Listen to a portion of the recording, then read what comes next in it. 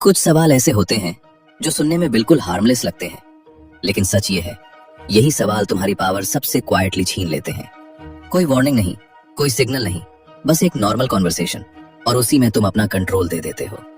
खतरनाक सवाल वो नहीं होते जो डराते हैं, खतरनाक वो होते हैं जो ट्रस्ट जैसे लगते हैं, जो फ्रेंडली लगते हैं, जो केयरिंग लगते हैं, और तुम बिना सोचे जवाब दे देते हो।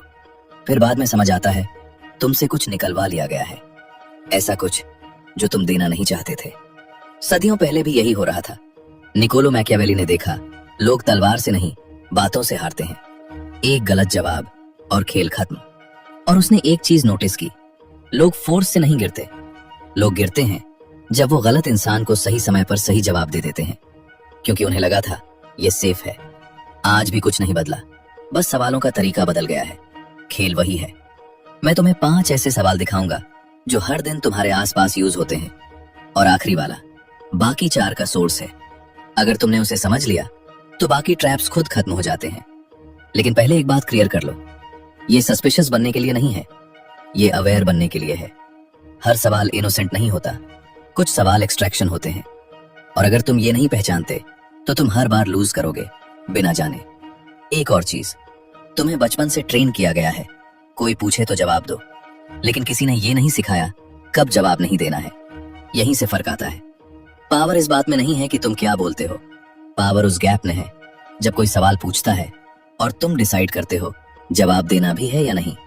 अभी तुम्हारे पास ये गैप नहीं है, तुम रिफ्लेक्स में जवाब देते हो, लेकिन आज के बाद तुम्हारे पास वो कंट्रोल होगा। चलो शुरू करते हैं।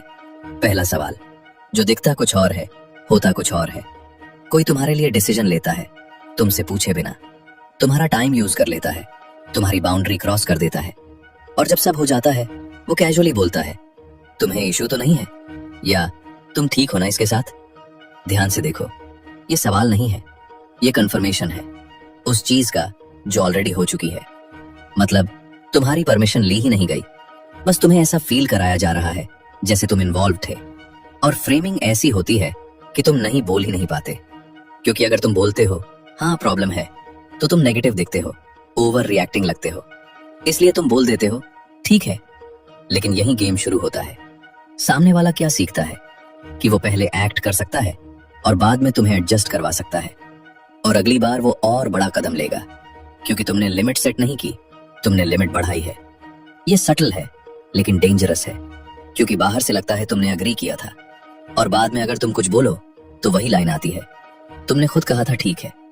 यानी तुमसे सिर्फ अप्रूवल नहीं लिया गया, तुम्हें विटनेस बना दिया गया उस चीज का जो तुमने चूज ही नहीं की। अब सॉल्यूशन क्या है? सिंपल, ऑटोमेटिक यस हटाओ। जब कोई बोले तुम्हें प्रॉब्लम नहीं है ना, तुम बस कहो पहले पूछा जाता तो बेटर होता। बस, ना फाइट ना एक्सप्लेन, लेकिन ब्लाइंड अप्रूवल भी नहीं। और यहीं से लोग तुम्हें ट्रीट करने का तरीका बदलते हैं। ये था पहला ट्रैप। दूसरा सवाल, जो ऑनेस्टी के नाम पर अटैक करता है। अब दूसरा सवाल और ट्रिकी है, क्योंकि ये रिस्पेक्ट जैसा लगता है।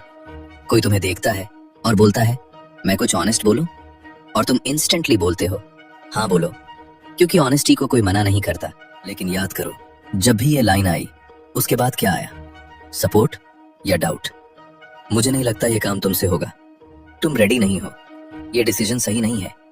और क्योंकि उसने पहले ऑनेस्ट बोला था, तुम रिएक्ट भी नहीं कर सकते।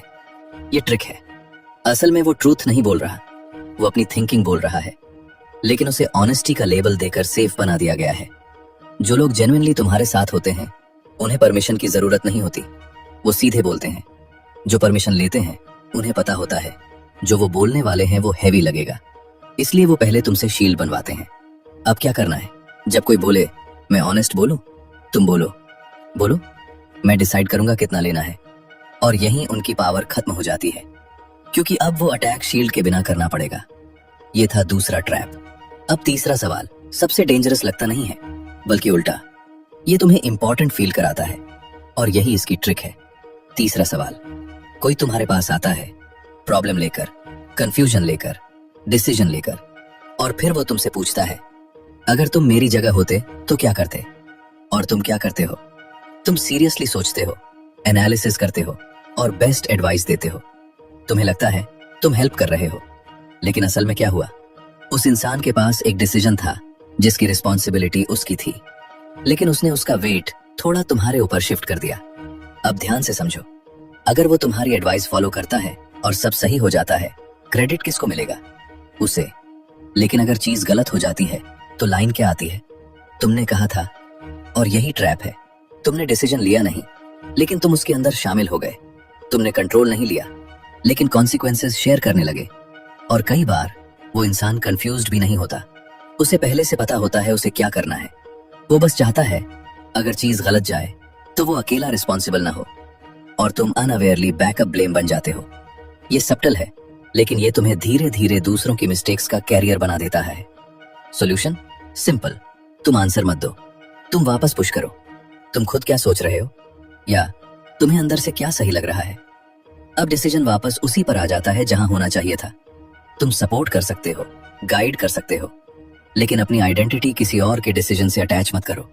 ये था तीसरा ट्रैप। चौथा सवाल, अब ये सबसे डेंजरस कैटेगरी में आता है, क्योंकि ये सिर्फ तुमसे नहीं लेता, ये किसी तीसरे इंसान को भी डैमेज करता है।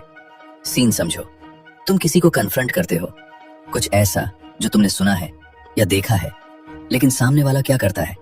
वो डिफेंड नहीं करता, वो पूछता है तुम्हें ये किसने बताया? और यही पूरी कॉन्वर्सेशन हाईजैक हो जाती है। अब टॉपिक क्या था, उसने क्या किया, लेकिन अब फोकस कहां चला गया? तुम्हारा सोर्स। और अगर तुमने नाम बता दिया, गेम खत्म। तुमने दो चीजें एक साथ कर दी। पहली, जिसने तुम पर ट्रस्ट करके बताया, तुमने उसे एक्सपोज कर दिया। दूसरी, जिसको तुम कन्फ्रंट कर रहे थे, उसे एक टारगेट दे दिया। अब वो क्या करेगा? अपने एक्शन को फिक्स नहीं करेगा, वो उस इंसान को एलिमिनेट करेगा जिसने सच बाहर लाया। और अगली बार तुम तक कोई सच पहुंचेगा ही नहीं। यही गोल था उस सवाल का। ये ट्रूथ के लिए नहीं था, ये कंट्रोल के लिए था। और अगर तुम नोटिस करो, जब भी कोई ये सवाल पूछता है, कॉन्वर्सेशन रेयरली वापस ओरिजिनल इशू पर जाती है, क्योंकि रीडायरेक्ट काम कर गया। अब सोल्यूशन क्या है? सिंपल, तुम कभी सोर्स रिवील नहीं करते। तुम बस कहते हो ये इंपॉर्टेंट नहीं है कि मुझे कैसे पता चला, इंपॉर्टेंट ये है कि ये सही है या नहीं। और फिर साइलेंस। अब सामने वाले के पास कोई एस्केप नहीं बचता, उसे वापस उसी चीज पर आना पड़ेगा जिससे वो भाग रहा था। ये था चौथा ट्रैप। अब पांचवा सवाल, ये सबसे सिंपल दिखता है और सबसे खतरनाक है। पांचवा सवाल, तुम मुझ पर भरोसा करते हो ना? ये सुनते ही तुम्हारे अंदर ऑटोमेटिक जवाब आता है, हाँ। क्यों? क्योंकि ना बोलना अनकंफर्टेबल है, तो तुम बिना सोचे बोल देते हो, हाँ करता हूं। और यही सबसे बड़ा मिस्टेक होता है, क्योंकि उस एक हाँ के बाद तुम खुद को लॉक कर देते हो। अब चेन समझो, अब तुम रेजिस्ट नहीं कर पाओगे, डिफेंड नहीं कर पाओगे, एस्केप नहीं कर पाओगे, क्योंकि तुमने ट्रस्ट डिक्लेयर कर दिया है। जो लोग ट्रूली ट्रस्टवर्दी होते हैं, उन्हें यह पूछने की जरूरत नहीं होती, उनका बिहेवियर ही काफी होता है। लेकिन जो लोग ये पूछते हैं, उन्हें वर्ड्स चाहिए, क्योंकि एक्शंस वीक हैं। और जैसे ही तुम हाँ बोलते हो, तुम उन्हें ब्लैंक चेक दे देते हो। फिर वही लाइन, तुमने कहा था तुम ट्रस्ट करते हो, और तुम्हारे ही शब्द तुम्हारे खिलाफ इस्तेमाल होते हैं। सॉल्यूशन, जब कोई बोले तुम मुझ पर भरोसा करते हो ना, तुम बोलो मैं लोगों को उनके एक्शंस से जज करता हूं। बस यही मास्टर कंट्रोल है। अब तुम्हारे पास सबसे बड़ा वेपन है, पॉज। अब तुम रिएक्ट नहीं करोगे, चूज करोगे, और यही तुम्हें अलग बनाता है।